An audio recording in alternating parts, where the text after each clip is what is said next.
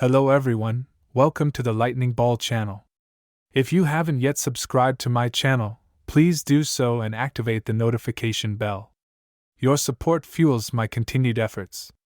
In our last episode, we discussed how Rimuru, with the aid of the Lord of Wisdom, successfully awakened Gi's subordinates, Primordial Blue Rain and Primordial Green Misery, and cunningly acquired 300,000 extra souls from Gi, planning to use them for the awakening of the three demon beauties.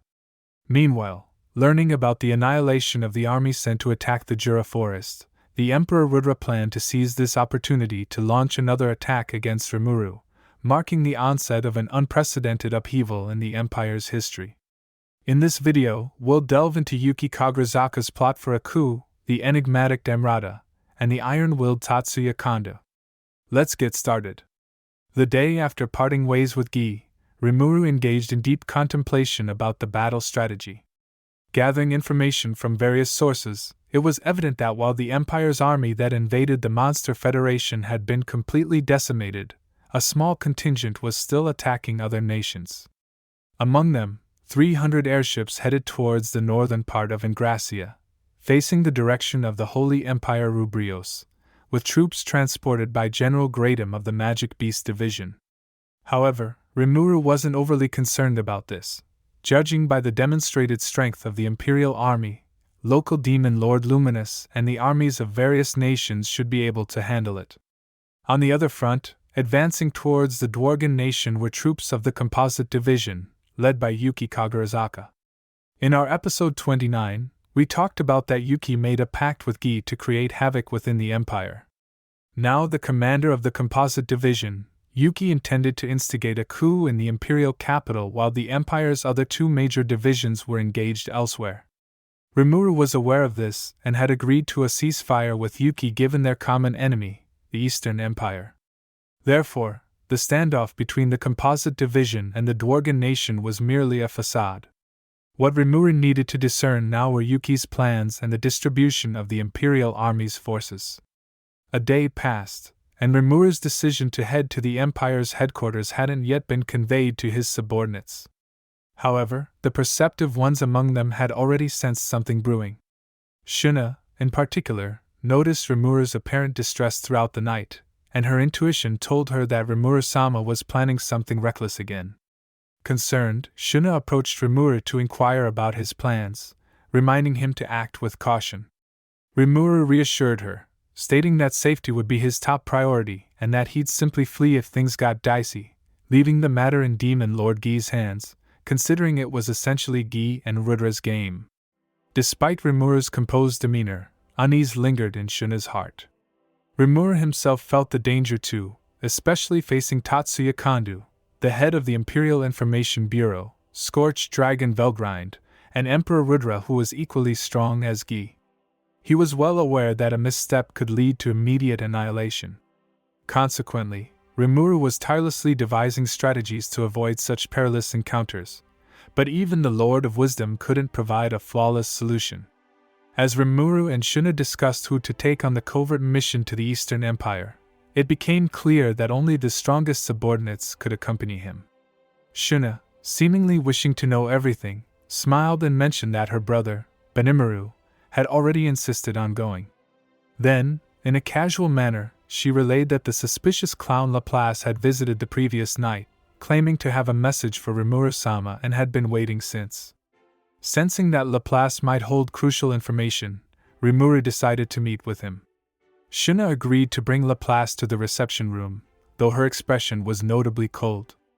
Although the Monster Federation had ostensibly allied with Yuuki Kagurazaka, not only Shuna but all members of the Ogre tribe found it hard to forgive Laplace and his group for decimating the Ogre village. Noticing Shuna's demeanor, Rimuru gently comforted her before heading to the reception room to meet Laplace. Rewinding time a bit, the perspective shifts to Yuki's side. At the headquarters of the Composite Division, Yuki's companions, including Kigali, Laplace, the clowns, and Misha, who had escaped from the battlefield, were gathered to report.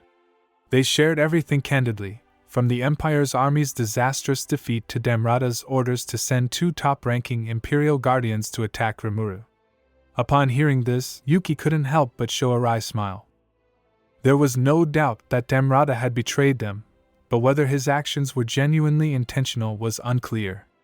Piecing together previous information from Gadra, the person who assassinated Gadra and ordered the two top-ranking members, Bernie and Jiwoo, was undoubtedly Damrada, revealing that he was aligned with Emperor Rudra.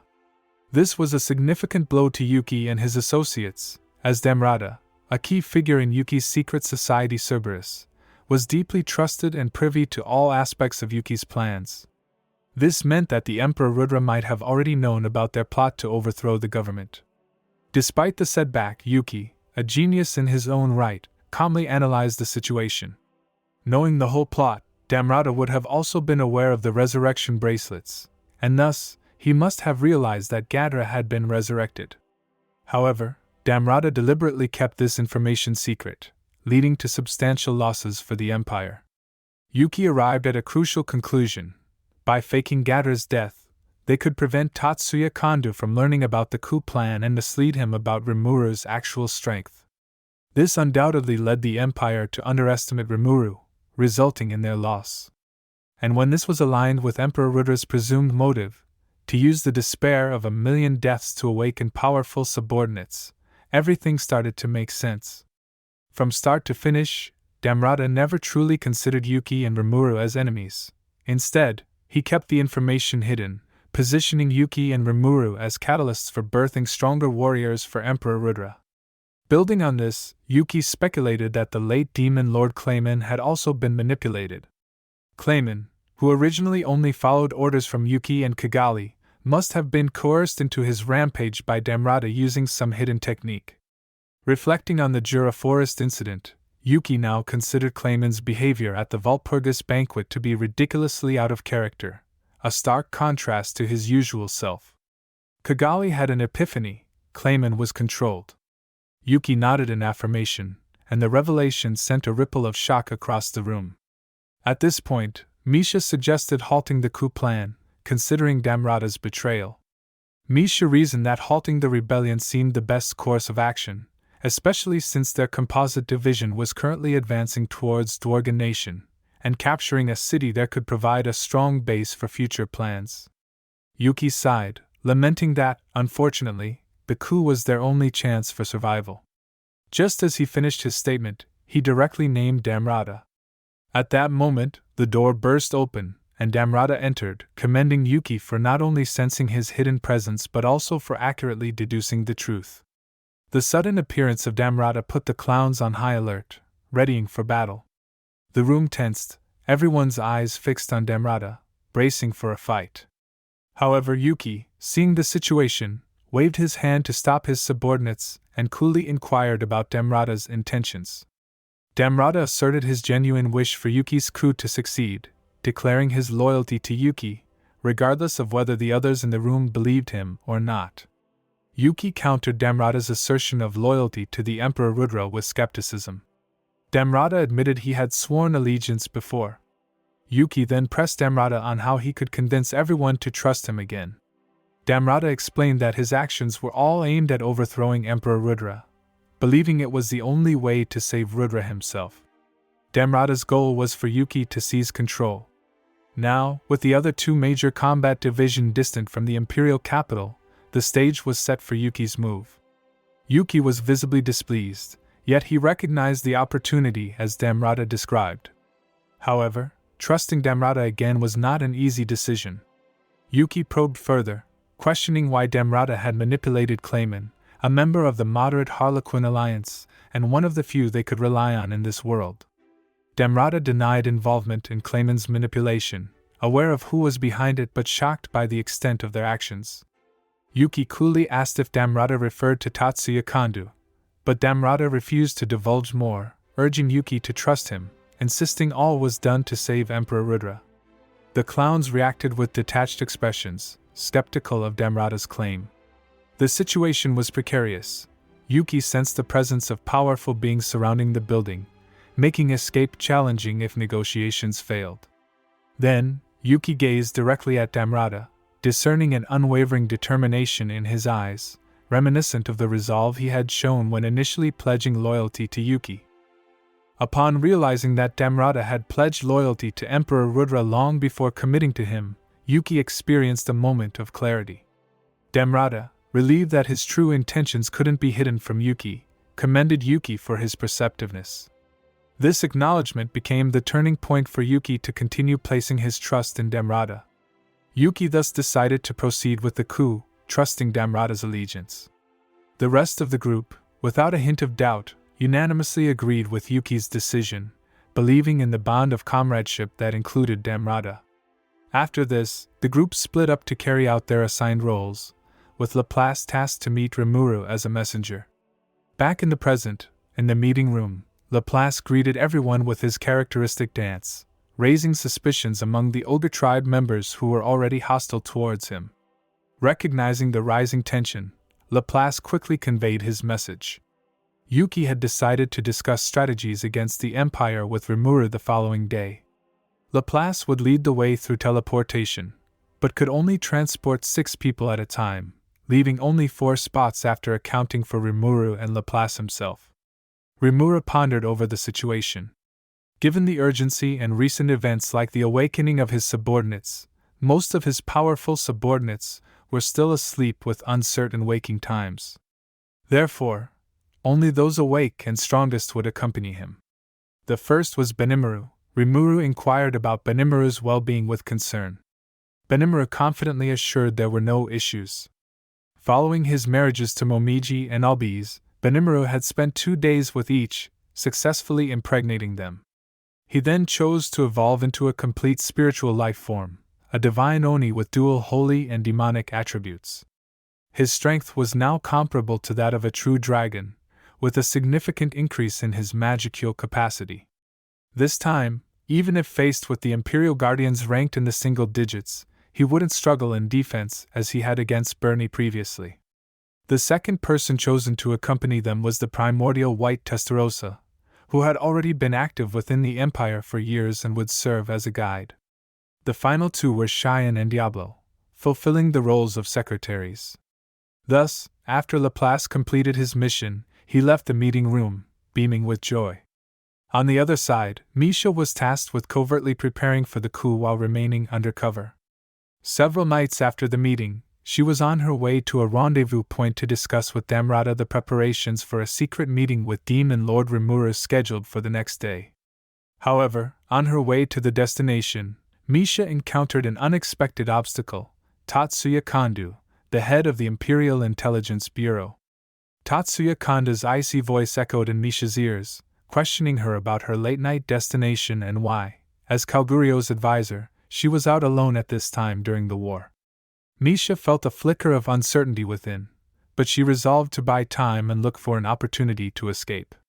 She hastily greeted Kondou and explained that she was delivering urgent battlefield intelligence on Kagurio's orders. Misha decided to bluff her way through Kondou's questioning while carefully surveying her surroundings. It became glaringly apparent that the soldiers who were supposed to be her escorts were nowhere to be seen. It seemed they had been dealt with without her noticing any signs of combat, indicating Kondou's hostility towards her. A troubling thought crossed Misha's mind: had her location been compromised due to Damrada's possible betrayal? Although Yuki had chosen to trust Damrada, the chaos swirling in Misha's mind was hard to dismiss, especially given the current situation which seemed to suggest Damrada's treachery. However, she was reluctant to jump to such conclusions, having known Damrada for 20 years. Based on her understanding of him, Damrada had no reason to betray them. In the end, Misha still chose to believe in her comrade, despite the doubts and the dangerous predicament she found herself in. Misha decided to take a gamble, expressing her relief at encountering Tatsuya Kondou, as she was unsure how to handle the unseen pursuers on her own. She immediately distanced herself from her missing escorts, suggesting they were the ones pursuing her. While confidently approaching Kondou, Misha employed a charm spell and pressed her breasts against him, aiming to stir his instincts. In the next moment, Kondou's aura relaxed. Misha smirked inwardly, thinking that Kondou was just like any other man. She whispered seductively into his ear, suggesting they go somewhere quieter, like a secluded room. Kondou's hand twitched slightly upon hearing Misha's words, murmuring a quiet acknowledgement. Misha's face lit up with joy. Then suddenly, a loud bang resonated, and a cascade of blood flowed down from Misha's head. Losing control of her body, she collapsed to the ground. Kondou's expression remained unchanged as he silently holstered his gun. His task was complete. The moment his skin touched Misha's, his unique skilled decipherer activated, extracting every thought from her mind, the annihilation of the Imperial Army, her purpose here, and even Yuki's coup plot. Kondou, facing the darkness, spoke with a detached coldness, deriding the audacity of committing a coup without betraying Emperor Rudra.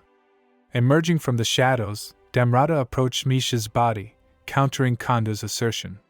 He argued that Misha still held value for the Emperor, suggesting there was no need for total annihilation. Kondou, unfazed, coldly remarked that Misha's lack of strength, evidenced by her inability to breach his defenses, rendered her unfit to serve as a vessel for Emperor Rudra. Shrugging off Kondou's callous assessment, Damrada knelt beside Misha, gently applying healing magic. The blood ceased flowing, and her disfigured face began to restore to its original beauty. Tenderly, Damrada closed Misha's eyes, a gesture of respect for a fallen comrade. Kondou watched, unimpressed, and commented on the futility of Damrada's actions. Damrada retorted that unlike Kondou, he could not so easily sever ties.